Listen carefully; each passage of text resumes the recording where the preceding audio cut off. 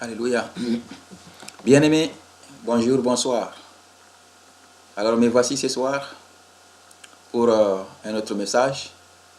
Le Seigneur m'a mis à cœur de donner ce message. Ce n'était pas son rang aujourd'hui, ce n'était pas son tour, mais le Seigneur insiste pour que je transmette ce message. Alléluia, Seigneur Jésus, tu es merveilleux. Père d'éternité, Dieu de gloire, me voici devant toi pour parler à ton peuple. Moi, mon travail, c'est d'écouter tes ordres, de les exécuter. C'est mon travail. Papa, utilise-moi maintenant. Utilise ma bouche. Fais que je parle selon toi. Que je dise les choses qui sont vraies. Que je parle sous le guide du Saint-Esprit seulement. Et que ces paroles soient utiles, fructueuses pour les personnes qui vont les écouter. Au nom de Jésus-Christ. Amen. Alléluia. Donc ce soir, frères et sœurs, je vais parler du Saint-Esprit. Dans des vidéos précédentes, on a eu à toucher un peu les mots, le Saint-Esprit. Mais aujourd'hui, je vais essayer d'en parler un peu plus en détail. Avant de commencer, je vais vous dire, un disciple du Seigneur qui n'a pas le Saint-Esprit n'est pas disciple. Quand on n'a pas le baptême du Saint-Esprit, on n'est pas encore chrétien. Il est inutile de se tromper. Il est inutile de rester comme ça, espérer. C'est du vide, c'est du néant, comme dit Ecclésiaste. C'est courir derrière le vent. Lorsque une personne n'a pas le Saint-Esprit en elle, elle n'est pas disciple du Seigneur Jésus-Christ. Alléluia. Bon, ceci étant dit, donc je vais lire quelques versets. Dieu est unique, on sait qu'il y a un seul Dieu et un seul médiateur. J'ai beaucoup lu ce verset dans 1 Timothée 2, ça on le sait très bien. Maintenant, je vais lire Éphésiens 4, versets 4, 5, 6. Il y a un seul corps et un seul esprit. Comme aussi vous avez été appelés à une seule espérance par votre vocation. Il y a un seul Seigneur, une seule foi, un seul baptême. Un seul Dieu et Père de tous, qui est au-dessus de tous, et parmi tous, et en tous. Alléluia. C'est riche, ça c'est un passage très révélateur, c'est très riche. C'est l'apôtre Paul qui parle aux Éphésiens. L'apôtre Paul, il est très bien connu dans le Nouveau Testament. Il a vraiment écrit beaucoup de lettres, les épîtres. Alors, c'est lui qui parle comme ça, sous le Saint-Esprit. Quand il parle comme ça, comme je vous dis, les serviteurs du Seigneur, c'est le Saint-Esprit qui parle. Ce n'est pas eux, ce n'est pas leur intelligence, c'est l'Esprit du Seigneur qui les fait parler comme ça. Alléluia. Donc voilà, il nous a parlé d'un seul corps, un seul esprit, un seul Seigneur, un seul baptême, un seul Dieu, le Dieu qui est notre Père à tous, ça veut dire tous ceux qui ont cru, bien entendu, parce qu'il y en a qui disent que Dieu n'existe pas, et il est en nous, il est parmi nous, Dieu est en nous. Qu'est-ce que cela veut dire? Donc lorsqu'on est vraiment baptisé en Jésus, on a le Saint-Esprit, Dieu est avec nous, il est en nous, c'est comme si nous marchons avec lui. Alléluia, c'est ça qu'on vous dit comme ça. C'est un gros privilège, ne ratez pas cette occasion mes frères, mes sœurs. Donc, voilà le Saint-Esprit. Je vais encore lire toujours Acte 4, verset 12. Il n'y a de salut en aucun autre, car il n'y a sous le ciel aucun autre nom qui a été donné parmi les hommes, par lesquels nous devions être sauvés. Alléluia. Je m'adresse encore à ceux qui disent qu'il n'y a pas de Dieu, ou à ceux qui ne croient pas en Jésus, qui croient à d'autres choses. Il y en a qui croient à du bois, à de la pierre taillée, à des sculptures métalliques, ou à d'autres personnes déjà mortes. Donc pour eux, ce n'est pas Jésus, il est sauveur. Ils ont dévié. Revenez rapidement, vous avez dévié. Je vous le dis maintenant. Alléluia. Il n'y a que Jésus-Christ pour sauver le monde. Dieu l'a choisi comme ça. Dieu est souverain, il fait ce qu'il veut. Dieu a décidé comme ça. Jésus-Christ, je l'ai choisi pour qu'il fasse la job pour moi. Voilà. Dieu ne va pas travailler pour nous. Dieu il a créé la terre et les cieux. En 6 jours, il a tout accompli. Il est là. Il a dit que c'est Jésus. Il a mis toute son approbation à lui. On va le voir plus tard dans un verset. Il a donné toute son approbation à Jésus-Christ. Il dit, bon, occupe-toi de toutes ces choses. Parce que Dieu, il est infiniment grand. Étant au monde ici, si on voit Dieu, on va mourir. Donc, Jésus, c'est un Dieu visible. Fils de Dieu, qui a le grade de Dieu. S'il plaît à Dieu, j'aurai une occasion de clarifier les gens cette affaire de Jésus, Dieu. Parce que les gens sont des fois dans la confusion. Il y en a qui disent que Jésus est Dieu. Il y en a qui disent qu'il n'est pas Dieu, il est fils de Dieu. Il y en a qui disent plein de choses. Alors, ne séparez pas ce qui n'est pas séparable. Jésus même a dit, Dieu est en moi. Dieu et moi, nous sommes les mêmes. Donc, je vais essayer de faire une vidéo dans laquelle je parle de Jésus et de Dieu. Alléluia. Tout en invoquant Dieu pour qu'il m'inspire. Alléluia. Donc, voilà, le Saint-Esprit, c'est quoi? Jésus nous l'a promis, hein? Avant l'arrivée du Seigneur Jésus-Christ, il y avait l'Ancien Testament. Le Saint-Esprit n'était pas très fréquent comme ça. Il y avait les prophètes et qui avaient l'Esprit, le Saint-Esprit, qui parlait évidemment avec l'Esprit de Dieu. Mais ce n'était pas fréquent chez les autres. Les gens allaient consulter les prophètes ou d'autres serviteurs de Dieu. Ils allaient consulter les gens. Donc, des fois, ils les appelaient même des voyants. Donc, ce n'est pas tout le monde qui avait l'Esprit en lui. Mais notre Seigneur Jésus-Christ, quand il est venu, lui-même qui étant venu, lui-même étant l'Esprit Saint en personne, parce que Dieu a fait descendre son Esprit du haut des cieux. Jésus-Christ qui existait depuis longtemps et qui existe toujours au ciel, Dieu a voulu qu'il vienne sur terre pour nous parler, pour une mission spécifique donnée. Là, il faut qu'il passe par les corps d'un homme. Je pense que c'est la chose la plus compréhensible, parce que si Jésus venait sous une autre forme de créature, je ne pense pas que la communication allait être facile. Étant déjà venu sous forme de personne, on l'a haï, on l'a détesté. Imaginez s'il venait sous une autre forme. Alléluia. Donc, Jésus a pris la chair pour venir au monde, pour nous parler. Il a fait beaucoup de choses. Il suffit de lire la Bible pour voir que Jésus, il n'y a pas de pareil. Il n'y a rien comme Jésus. Alléluia. Ni sur la terre, ni sous la terre. Il n'y en a pas. Ni au ciel. Il n'y en a pas comme Jésus. Alléluia. Donc Jésus, quand il était avec nous, parmi nous, alors il a parlé du Saint-Esprit quand son retour était proche. Parce qu'il savait qu'il était venu pour une mission spécifique, pour une durée donnée. Donc quand le temps était venu pour lui de remonter au ciel, alors il était en train de consoler ses disciples qui étaient attristés. Alléluia. Voyons. Jean 14, versets 15 à 21. Si vous m'aimez, respectez mes commandements. Quant à moi, je prierai le Père et il vous donnera un autre défenseur, afin qu'il reste éternellement avec vous. L'Esprit de la vérité, que le monde ne peut pas accepter parce qu'il ne le voit pas et ne le connaît pas. Mais vous, vous le connaissez, car il reste avec vous et il sera en vous. Je ne vous laisserai pas orphelin. Je reviens vers vous. Encore un peu de temps et le monde ne me verra plus. Mais vous, vous me verrez parce que je vis et que vous vivrez aussi. Ces jours-là, vous saurez que je suis en mon Père, que vous êtes en moi et moi en vous. Celui qui a mes commandements et qui les garde, c'est lui qui m'aime. Celui qui m'aime sera aimé de mon Père et moi aussi. Je l'aimerai et je me ferai connaître à lui. Alléluia. Bien-aimé, qui d'entre vous a vu quelqu'un comme le Seigneur? Sa manière de parler. Les choses ne se sont pas passées à notre époque. Mais lisez la Bible. Regardez avec quelle douceur, avec quel amour, avec quelle affection, avec quelle compassion il nous parle. Pourtant, il est Dieu. Il a les grades de Dieu, comme je vous l'ai dit. C'est le Fils de Dieu qui a les grades de Dieu, qui a tous les pouvoirs. Dieu a tout déversé sur lui. Alléluia. Quand il a été baptisé, c'est venu sous forme de colombe. Tout sans réserve. Dieu a tout mis sur lui. Pouvoir de résurrection, pouvoir de création, toutes sortes de choses. Déjà, la Bible dit qu'au début, au commencement, il y avait la parole. Et la parole était Dieu. Toute chose a été créée par la parole. Et c'est cette parole qui est venue au monde. On ne l'a pas reconnue, on ne l'a pas acceptée. C'est ça, c'est Jésus. C'est Jésus. Alléluia. Donc, le Saint-Esprit, il a dit que c'est le consolateur. Hein, c'est notre défenseur. C'est notre lumière, c'est notre guide. C'est ça le Saint-Esprit. C'est quelque chose que quand on le reçoit, il est avec nous. Il nous alerte, il nous avise, il nous conseille, il nous dirige, il nous guide. Il nous réveille face à un danger. Il nous révèle des choses cachées à l'autre bout du monde. Parce que Dieu est omniscient, omniprésent, omnipotent. Dieu est partout. Et je suis ici au Québec. Et il y a des choses qui se passent au Qatar ou je ne sais pas, en Afrique du Sud. Dieu me les montre parce que Dieu voit tout. Alléluia, c'est ça le Saint-Esprit.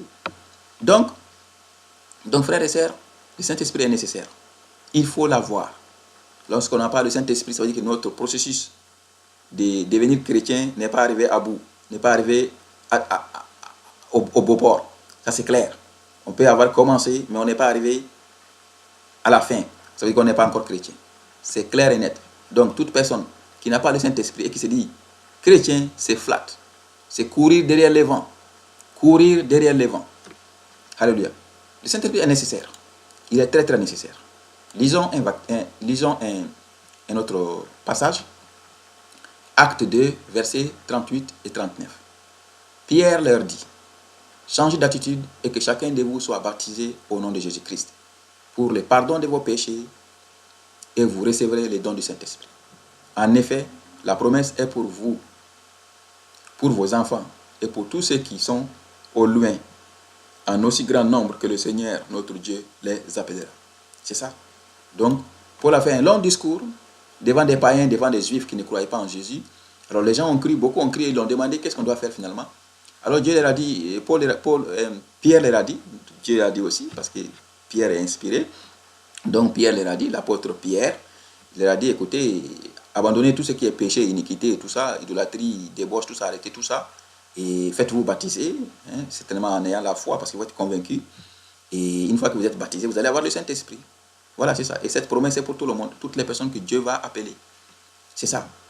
Donc, c'est ça. Donc, ça veut dire quoi? Arrêter sa vie de païen, abandonner tout ce qui est mal, se faire baptiser avec foi, croire que Jésus est notre Sauveur, notre Seigneur, se faire baptiser, baptême d'eau d'abord, puis l'autre baptême vient du ciel. Le baptême d'eau, ça se fait ici par les hommes, en Jésus-Christ. Le baptême du ciel, le baptême du Saint-Esprit, ça vient du ciel. Ce n'est pas une personne qui donne le Saint-Esprit à quelqu'un. Il y a des églises dans lesquelles on dit aux gens, non, non, non, on va vous transmettre le Saint-Esprit. Fuyez rapidement. C'est du satanisme. Ils vous baptisent des choses sataniques, démoniaques. Ils vous transmettent des démons. Ils vous font parler des langues de démons et ils vont dire que vous êtes en train de parler en langue. C'est les langues de démons. Attention, vous allez vous mettre à promettre des choses au diable et le jour de la reddition des comptes, vous ne pourrez pas renier parce qu'ils vont vous montrer ce que vous avez dit. Alléluia. Cette fois-ci, ils vont décoder ce que vous avez dit et vous allez entendre. Dieu sera là, Satan, l'accusateur, sera là et vous ne pourrez pas dire que vous n'avez pas dit ça. Donc, arrêtez de vous faire parler la langue des démons par ces pasteurs satanistes corrompus. S'il plaît à Dieu, je vais faire une vidéo dans laquelle je vais dénoncer des pasteurs. Dieu m'a montré beaucoup de ces pasteurs qui sont satanistes, qui sont francs-maçons. Le jour viendra, je vais vous faire une liste. Je suis encore dans les tourments. Selon 1 Samuel 7, 17. 1 Samuel 7, 17. Je suis encore dans les tournants. Alléluia. Donc, il y a Matthieu 3 aussi qui est là. Versets 13 à 17. Alors Jésus vient de la Galilée jusqu'au Jourdain vers Jean pour être baptisé par lui. Mais Jean s'y opposait en disant, c'est moi qui ai besoin d'être baptisé par toi. Et c'est toi qui viens vers moi. Jésus lui répondit, laisse faire maintenant, car il est convenable que nous accomplissions ainsi tout ce qui est juste. Et Jean ne lui résista plus. Dès qu'il fut baptisé, Jésus sortit de l'eau, alors le ciel s'ouvrit, et il vit l'Esprit de Dieu descendre, comme une colombe, et venir sur lui. Au même instant, une voix fit entendre du ciel ces paroles. Celui-ci est mon fils bien-aimé, qui a toute mon approbation. Alléluia. Donc, c'est pour vous dire que le baptême est nécessaire, parce que même le Seigneur l'a exigé. Lui qui est Seigneur, lui qui est Dieu, il a demandé à Jean-Baptiste, qui a préparé le terrain pour lui, parce que quand le Seigneur devait venir, Jean-Baptiste a été comme le propulseur, a été comme celui qui annonçait la nouvelle. Donc il passait de ville en ville, il baptisait les gens. Le Jourdain est très bien connu, même maintenant le Jourdain existe là-bas en Israël. C'était un fleuve ou une rivière, et là il baptisait les gens. Donc Jésus aussi est venu là-bas, il dit il faut me baptiser. Et Jean était étonné, il dit mais comment? Toi tu es Seigneur, moi je vais te baptiser. Et le Seigneur a dit non, il faut le faire parce que c'est comme ça la règle. Effectivement, quand il a été baptisé, tout de suite, Dieu a déversé sur lui toute l'onction qu'il faut. Toute l'onction de Dieu. Prophétie, apostolat, pastorat, tout ce que vous voulez. Tout est reçu. Résurrection, création, il peut créer ce qui n'existe pas. Il calme la tempête, il marche sur les eaux. Donc il a eu l'onction sans réserve. Nous autres, on a quelques onctions. Moi, il m'a donné la prophétie et d'autres onctions, des guérisons et autres choses. Mais à d'autres aussi, donnent d'autres onctions. Mais Jésus, c'est l'onction au complet. Alléluia, qui a toute son approbation. Alléluia, Fils de Dieu, qui a le rang de Dieu, c'est ça. Donc, le Saint-Esprit, mes frères et mes sœurs, il est nécessaire. S'il n'était pas nécessaire, le Seigneur n'allait pas insister là-dessus. Il est nécessaire. Sans Saint-Esprit, un chrétien, il n'est même pas chrétien. Une personne est simplement aveuglée, aveugle, sourd. Parce que Dieu te parle, tu ne vas pas entendre. Dieu te montre des choses, tu ne vas pas voir. C'est comme ça, tu ne vas rien comprendre. Sourd, aveugle. C'est ça quelqu'un qui n'a pas le Saint-Esprit de Dieu. Alléluia. Romains 8, versets 26 et 27. De même, l'Esprit aussi nous vient en aide dans notre faiblesse. En effet, nous ne savons pas ce qu'il convient de demander dans nos prières, mais l'Esprit lui-même intercède par des soupirs que les mots ne peuvent exprimer. Et Dieu, qui examine les cœurs, sait quelle est la pensée de l'Esprit, parce que c'est en accord avec lui qu'il intercède en faveur des saints. Alléluia. Ça, c'est toujours l'apôtre Paul qui parle aux Romains, et il explique un peu quelques rôles du Saint-Esprit qui nous aide. Le Saint-Esprit nous aide dans beaucoup de choses. Dans la prise de décision, le Saint-Esprit nous aide à prendre des décisions. On peut aller au supermarché, vouloir faire des dépenses parce que des fois, ils ont des affaires satanistes là-bas pour attirer la clientèle. Alors l'Esprit nous alerte, il nous dit non, laisse tomber ça, ça n'a pas besoin. Il va vous dire non, ce produit n'est pas bon, des choses comme ça. C'est la même chose. Et même dans la prière, des fois, on est hésitant, on ne sait pas quoi demander, on manque des mots. Le Saint-Esprit nous guide, il nous dirige. Il nous laisse, l'Esprit Saint nous met à cœur de prier pour quelqu'un quelque part, qu'on ne connaît même pas. Pour l'Esprit Saint nous inspire à prier pour la paix au monde des pays en guerre. Beaucoup de choses comme ça. Car l'Esprit Saint lui-même, il nous, par des soupirs, comme l'a dit l'apôtre Paul, il nous inspire. Donc le Saint-Esprit est nécessaire. Le Saint-Esprit est nécessaire. Sans le Saint-Esprit, on n'est pas chrétien. Oubliez ça, mes amis. Oubliez ça, mes amis. Sans Saint-Esprit, on n'est pas chrétien. Alléluia. Pourquoi je vous dis ça? Il y a un passage qui montre ça ici. Voyons Acte 19. Versets 1 à 6. Pendant qu'Apollos était à Corinthe, Paul arriva à Éphèse, après avoir traversé les hautes provinces de l'Asie. Il rencontra quelques disciples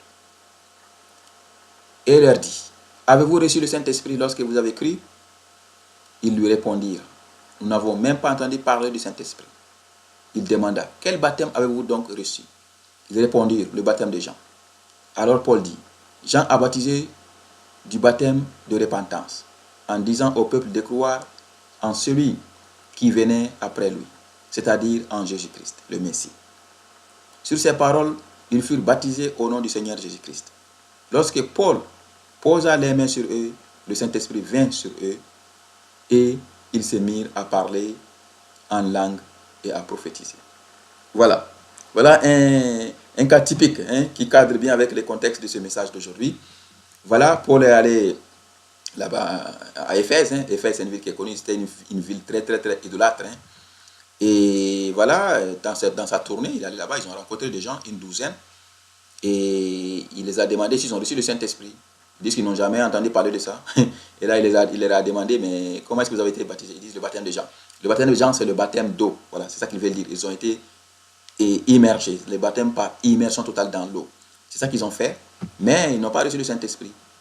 Ce n'est pas parce que le baptême n'est pas bon. Le baptême est bon. Il y a plusieurs explications possibles. Une première explication est qu'ils n'avaient pas cru. Ils ont juste entendu le discours ou l'évangélisation. Ils n'ont pas trop cru. Ils ont fait juste comme les autres ont fait. Ils ont été baptisés sans foi. Et là, l'Esprit Saint ne vient pas parce qu'il faut avoir la foi.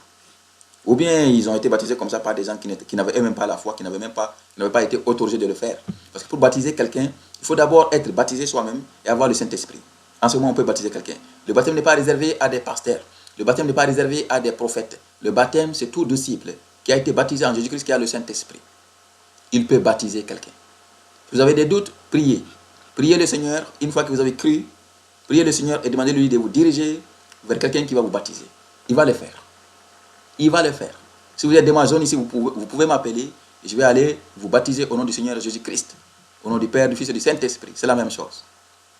Les rivières, il y a les piscines, il y a les vaches d'eau même à la maison. Peu importe, ça doit être une immersion totale dans l'eau. Attention, ne vous faites pas baptiser par des satanistes. Priez le Seigneur, il vous dira vers où aller se faire baptiser. Donc, le message ne devrait pas être trop long. Dans 5-10 minutes, ça va terminer. Donc voilà, l'appel que j'ai à lancer. Après avoir dit tout ceci, le baptême du Saint-Esprit. Le Saint-Esprit s'obtient après avoir fait le baptême, le vrai baptême avec foi au nom du Seigneur Jésus-Christ. Par quelqu'un qui est autorisé à le faire.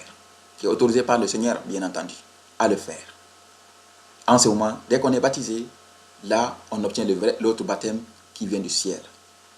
Il y a eu des cas exceptionnels dans lesquels les gens ont été baptisés, comme lorsque l'apôtre Pierre faisait le discours. Et dans un temple, il y a des gens qui ont cru, ils ont reçu le baptême. Et là, même là, on les a baptisés pour compléter. On peut même avoir le baptême du Saint-Esprit, mais pour compléter, il faut qu'il y ait le baptême d'eau, le baptême de Jean, comme il le dit dans la Bible ici. Donc c'est un baptême nécessaire. C'est nécessaire. Il faut le faire. Immersion totale dans l'eau. Immersion totale dans l'eau. C'est la mort et la résurrection. En Jésus, avec Jésus, pour Jésus. Alléluia. Venez chercher la volonté de Dieu. Venez à Dieu, mes frères et mes sœurs. Ne restez pas dans des zones de confort. Des fois, les gens dans des vieilles habitudes, ils n'ont pas envie de chercher des nouveautés, des changements. Avec le Seigneur, croyez-moi, vivre avec le Seigneur, avec l'Esprit, c'est toujours des improvisions. C'est ça, parce que c'est l'Esprit qui agit, c'est pas nous. C'est l'Esprit qui dicte ce qu'il faut faire. C'est l'Esprit qui nous conduit. C'est pas à nous de décider par notre intelligence. Non, non, non, non. C'est le Saint-Esprit qui va dire qu'est-ce qu'il faut faire, quoi il faut faire, quand il faut faire, où il faut le faire. C'est comme ça. Et on doit obéir. Quand on désobéit, on paye tout de suite cash. Alléluia. Matthieu 7, versets 21, 27. Ceux qui me disent, Seigneur, Seigneur, n'entreront pas tous dans le royaume des cieux, mais seulement celui qui fait la volonté de mon Père céleste. Beaucoup me diront ce jour-là, Seigneur, Seigneur, n'avons-nous pas prophétisé en ton nom? N'avons-nous pas chassé des démons en ton nom? N'avons-nous pas fait beaucoup de miracles en ton nom? Alors je leur dirai ouvertement, je ne vous ai jamais connu. Éloignez-vous de moi, vous qui commettez le mal. C'est pourquoi, toute personne qui entend ces paroles que je dis et les met en pratique, je la comparerai à un homme prudent qui a construit sa maison sur le rocher. La pluie est tombée, les torrents sont venus, les vents ont soufflé et se sont déchaînés contre cette maison. Elle ne s'est pas écroulée parce qu'elle était fondée sur le rocher. Mais toute personne qui entend ces paroles que je dis et ne les met pas en pratique ressemblera à un fou qui a construit sa maison sur le sable. La pluie est tombée, les torrents sont venus, les vents ont soufflé et se sont abattus sur cette maison. Elle s'est écroulée et sa ruine a été grande. C'est ça. Donc, voilà. C'est très facile de dire je suis chrétien, je suis chrétien.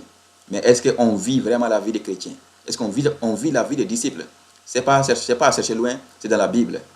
Dans mon message précédent, j'avais invité les disciples de Jésus à lire la Bible. Lisez la Bible, comme ça on ne pourra pas vous égarer, on ne pourra pas vous tromper. Lisez la Bible et vivez conformément à la Bible. Vous qui avez eu cette grâce de pouvoir lire, d'aller à l'école, même de la 6e année déjà, je pense qu'on peut commencer à lire la Bible. Alors lisez la Bible. Toute la parole est là, toute la vérité est là. C'est Satanistes qui vendent des livres, ceci, cela, pour vous détourner du vrai livre qui est la Bible. Ils savent ce qu'ils font. Ils vous distraient. Ils vous distraient. Laissez tomber leurs livres, n'achetez pas. Achetez la Bible et lisez la Bible. Il n'y a pas plus complet que la Bible. Alléluia. Donc c'est ça. Et il faut mettre en pratique la parole de Dieu, c'est ça. Ça, c'est le passage que le Seigneur lui-même qui parlait comme ça. Quand on lit la Bible, on ne met pas ça dans les tiroirs. Non, on met ça en pratique. Il faut toujours prier pour que le Seigneur vous vienne en aide. Partout où on a des complications, on doit prier le Seigneur. On ne doit pas chercher de l'aide ailleurs. On doit prier le Seigneur qui nous aide. On manque de foi, on prie pour la foi. On manque de force, on prie pour la force. On manque d'argent, on prie pour l'argent. On manque de travail, on prie pour l'argent. On prie d'abord Dieu. Et Dieu nous conduira vers la solution. Alléluia. Romains 8, versets 13 à 17. Si vous vivez en vous conformément à votre nature propre, vous allez mourir. Mais si par l'Esprit, vous faites mourir les manières d'agir du corps, vous vivrez. En effet, tous ceux qui sont conduits par l'Esprit de Dieu sont fils de Dieu. Et vous n'avez pas reçu un esprit d'esclavage pour être encore dans la crainte, mais vous avez reçu un esprit d'adoption par lequel nous crions Abba, Père. L'Esprit lui-même rend témoignage à notre esprit que nous sommes enfants de Dieu. Or, si nous sommes enfants, nous sommes aussi héritiers. Héritiers de Dieu et co-héritiers de Jésus-Christ. Si toutefois, nous souffrons avec lui afin de prendre aussi part à sa gloire. Alléluia. Donc c'est ça, vous voyez le Saint-Esprit. Quand on a le Saint-Esprit, lui-même il nous rassure. Il nous rassure qu'on est correct. Parce que quand on fait des fautes, il nous le dit. Comme je vous dis, Dieu, il est juste équitable. Il ne fait pas d'acception de personne. Il ne fait pas de favoritisme. qu'on soit son bien-aimé, qu'on soit celui qui le boude, il nous corrige de la même façon. Si quelqu'un qui croit en Dieu, même si on est son prophète, même si on est son apôtre, on fait les gaffes, on paye tout de suite cash rapidement. C'est ce qui est arrivé à ses serviteurs, hein. Moïse. Vous savez, Moïse n'a même pas pu entrer à Canaan. Le roi David, plusieurs fois, il a été puni, c'est comme ça. Mais il est tellement fort dans la réconciliation, dans la repentance. Hein, le roi David, hein, Dieu l'aime beaucoup. C'est comme ça. Dieu nous aime tous. Quand on fait une faute, on paye. Voilà, l'Esprit Saint nous alerte. Quand on est sur le point de faire des fautes, l'Esprit Saint nous le dit. C'est ça. Quand on fait des gaffes qui n'est pas bien, tout de suite, l'Esprit Saint nous le dit. Il faut rapidement se repentir et demander pardon à Dieu. Parce que Dieu pardonne. Il y a quelques péchés qui ne sont pas pardonnables. Comme par exemple le blasphème contre le Saint-Esprit. Mais là, beaucoup de péchés sont pardonnables. Mais il faut les éviter. Il ne faut pas tout le temps pécher, pardon, non. Il faut éviter les péchés. Si tu as du mal, prier. Donc, c'est ça. Donc, l'Esprit Saint même nous fait comprendre qu'on est correct avec Dieu, on est bien. On n'a pas à se reprocher quelque chose. C'est ça. Quand on ne reproche, l'Esprit ne nous reproche rien, le Saint-Esprit qui est en nous ne nous reproche rien, alors on est tranquille. Il n'y a pas de péché caché. Donc, mes frères et mes sœurs, ce que j'avais à dire aujourd'hui, c'est ça. J'espère que le message est utile pour vous. Et mon souhait est que le message passe et qu'il vous aide. Et je vous invite à lire la Bible. Vous avez le temps pour lire les journaux, pour regarder la télé, pour écouter la radio, toutes sortes de choses. Alors vous devez avoir le temps pour lire la Bible. Il y en a plusieurs versions. Il y a des versions papier qui sont moins chères. Il y a des versions aussi qui sont sur Internet sous forme de web, qu'on lit directement sur le site. Il y a aussi pour les appareils mobiles, hein, tablettes, Android, hein, iPhone, tout ça. iPad, tout ça. Vous les téléchargez, c'est gratuit. Il y en a qui sont payants, mais ceux qui sont gratuits, c'est déjà suffisant. Évitez les livres, les Bibles avec la croix. Attendez, moi je vais vous amener un exemple de Bible qui n'a pas de signe de croix.